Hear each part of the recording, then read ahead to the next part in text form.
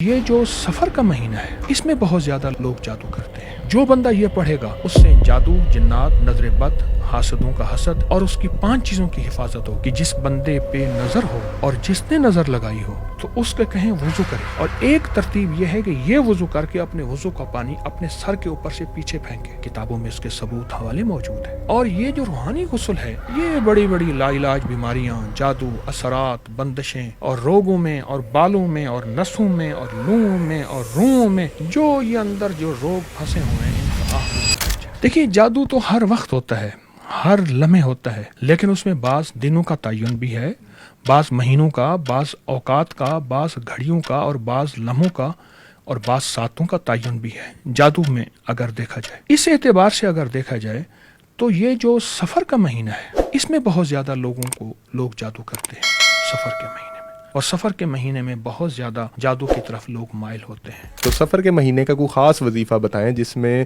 لوگ ان ساری مشکلات سے بچ سکیں۔ دیکھیں میں روز رات کو آسمان سے بلائیں بھی اترتی ہیں، رحمتیں بھی اترتی ہیں، اور جب بلائیں اترتی ہیں اس وقت کتا بھونکتا ہے اور گدھا آواز نکالتا ہے، اور جب رحمتیں اترتی ہیں اس وقت مرغ آواز نکالتا ہے، مرغ بانگ دیتا ہے۔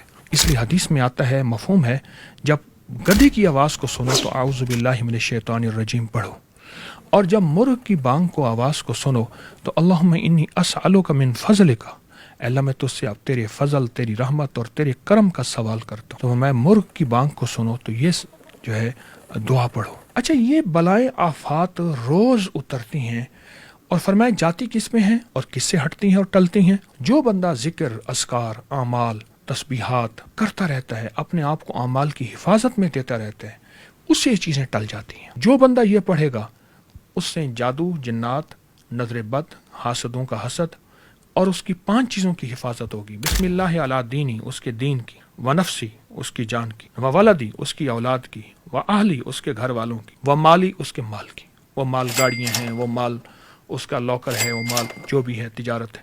جو بندہ صبح شام 3 بار یہ دعا پڑھ لے گا، بسم اللہ علی دینی ونفسی وولدی واہلی ومالی، اس کا ایکسیڈنٹ، اس کے حادثے، اس کی دشمنوں سے حفاظت اور اس کے اوپر فائرنگ، اس کے اوپر بلائیں، آفات، مصیبتیں اس کے اوپر نہیں ہوں گی۔ اس دعا میں بڑی طاقت ہے، اور اس دعا کو جس کو میں نے بتایا ہے اور جس نے یقین سے پڑھا ہے اور جس نے توجہ سے پڑھا ہے، اللہ نے اسے بڑے بڑے حادثوں، مصیبتوں، تکلیفوں، پریشانیوں، اپنی اولاد کا تصور کر کے پڑھیں، اپنے مال کا، اپنے اسباب کا، اپنی سواریوں کا، اپنی فیکٹریوں کا، اپنے گھروں کا، اپنی چیزوں کا، اپنے زیورات کا، کسی بھی چیز کا تصور کر کے اس دعا کو پڑھیں۔